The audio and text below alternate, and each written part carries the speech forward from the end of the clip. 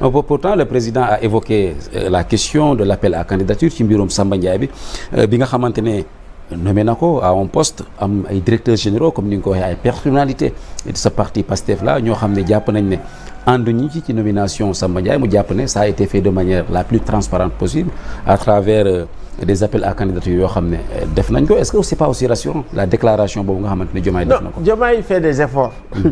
ñun tant que mu ngi def des efforts dans le bon sens. On va soutenir les efforts parce que contrairement à ce que les gens pensent. Les organisations de la société civile, c'est vrai, ils sont dans la dissidence, mais c'est des partenaires de l'État.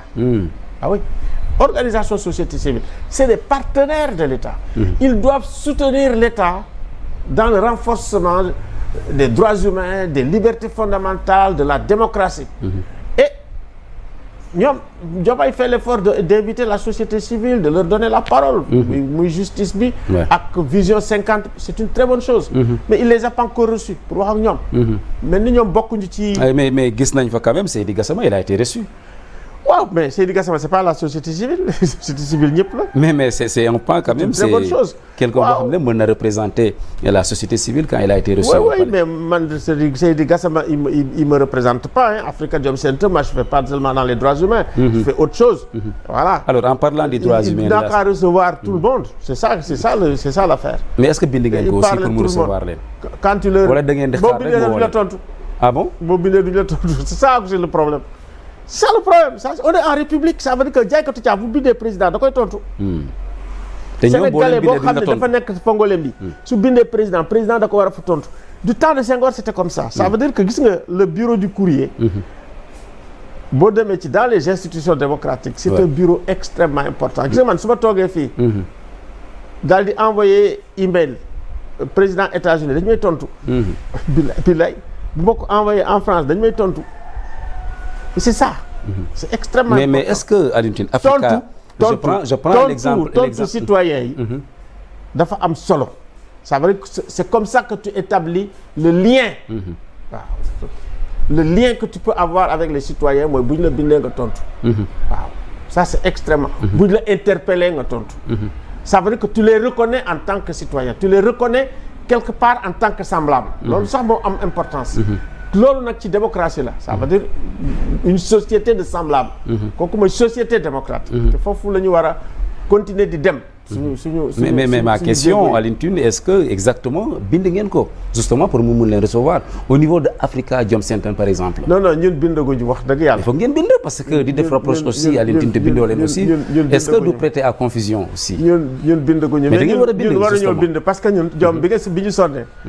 daawuñu bind dañuy woote rek ñu ñëw. ñu recevoir bi ñu nekkee ci opposition bi. waaw bi ñu nekkee ci opposition bi son bés bu nañu nga suñu bureau yi.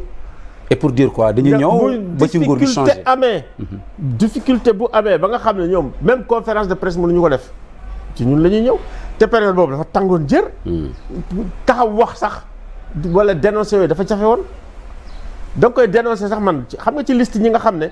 dañu war a taal seen kër. ci lañ ma dugaloon. waaw. si Facebook boo demee xool ko. ñii dañu war a taal seen kër parce que foofu la ñu bokk. donc ñooñu da nga leen amee dugal. c'est vrai Sonko wax na ko. c'est quand même il faut prendre acte.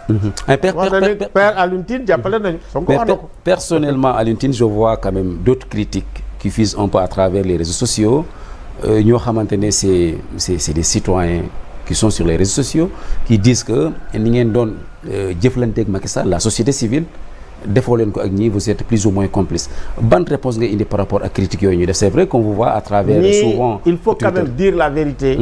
la répression bi ñu am sous Macky Sall amuñu ko ak ñii. dañ wax dëgg te dee amuñu ko ak ñii. nous sommes plus sévères ak ñii parce que nous estimons que ñoom waruñu répéter li Macky Sall doon def. ak lu yem ni tarfatal ay ni mais mënoo comparer quand même régime Macky Sall ak régime bi ça c'est la réalité. quand même mënoo ko comparer. loolu moo expliqué dal gi.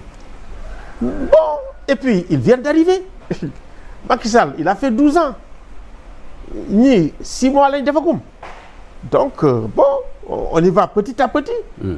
voilà chaque fois bu fekkee ñun wax nañu ñëw ñu rectifier. on n'a pas intérêt à tirer sur la corde. voilà maintenant bu ñu waxee ñu rectifier ça va Bon, il y a des gens qui disent que force de riposte bi boo leen attaqué dañuy riposter. Autant il y avait déjà les 72 heures ñu doon attaqué nit ñi. On se souvient bi nga théoriser l'état pastéfien, les attaques fusées de partout. Est-ce que du loolu moo tax également ñenn ñi xaw a recroquevillé wu xaw a dellu ginnaaw tuuti? Non, moi j'ai l'habitude. Parce que c'est pas facile aussi, les salves qui fusent de partout. Moi j'ai l'habitude des attaques. J'ai une carapace, bon, quand même ça s'est constitué pendant les années. Du temps de Wade, je connais du temps de Diouf, ça. Ouais. Je connais. Ça veut dire, chaque fois que les hommes politiques, les leaders politiques, ils sont dans l'opposition, ils sont les amis des organisations de la société civile. Quand ils sont au pouvoir, généralement, quand ils sont gênés et agacés, mais quand même, il y en a qui sont reconnaissants. Moi, je suis devenu presque l'ami de Diouf. Tant j'ai voyagé avec lui à plusieurs reprises. Bon, Wade, quand je voulais l'avoir, est-ce que c'était possible avec Macky Sall de voyager avec lui? Est-ce que vous est arrivé de voyager avec lui? Bien sûr. Ci 12 ans yi nga xam ne nekk na au pouvoir. Oui, 2 fois ak Macky Sall. Moom moo la convié pour ngeen ànd voyager. Oui, benn bi c'est vrai que quand même on était ensemble au M23 que je coordonnais. Ouais. M23, voilà, qui en 2011 au pouvoir. Ouais. Même bi ñuy ñëw ni ma Aline demal bu poste j'ai dit je ne suis pas intéressé, je suis resté. toog naa presque 1 an mu proposé ma comité sénégalais des droits de l'homme ma ne ko ok jël naa ko te ma ko jëlee dama ko doon que day wax li ma wax lee. waaw oui. pare dafa indil ko projet de loi de ko kii boo ko defee di nga am une commission nationale indépendante le projet de loi là bi ñu adopté. mais man maa ko drafté.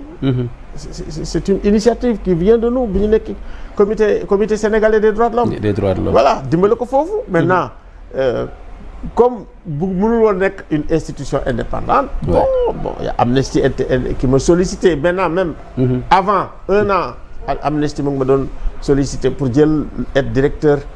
d'Amnesty International pour l'Afrique de l'Ouest et du Centre. Ils venaient d'ouvrir un nouveau bureau comme ça. Ils m'ont gardé l'affaire pendant 1 an. Bi ma gisee nit ñi quand même mënuma liggéey ak ñoom. Et puis man j'ai l'habitude de travailler au plan africain et international. Je suis parti à Amnesty. Voilà, je suis parti à Amnesty. Mais malgré tout, j'avais des relations avec qui. Quand j'ai été par exemple expert indépendant des Nations Unies, travaillant quand même au Mali, mu am ay problème avec le Mali, j'ai voyagé avec lui. Avec le président. Bien sûr. waxtaan ak moom jox ko ay conseils à l'époque. bokk avion waxtaan jël ay conseils. bien sûr. très bien alors bokk ay réunion sax. pour wax ne lan la ñuy travailler sur le Mali période boobu c'était une période quand même charnière. voilà fait que y avait comme le M5 RFP ñuy liggéey. man may liggéey Mali. je connais les acteurs politiques les acteurs de la société civile les membres du gouvernement xam naa ñëpp. et je parlais à tout le monde aussi au Mali. donc c'était très important. très bien ma dem foofu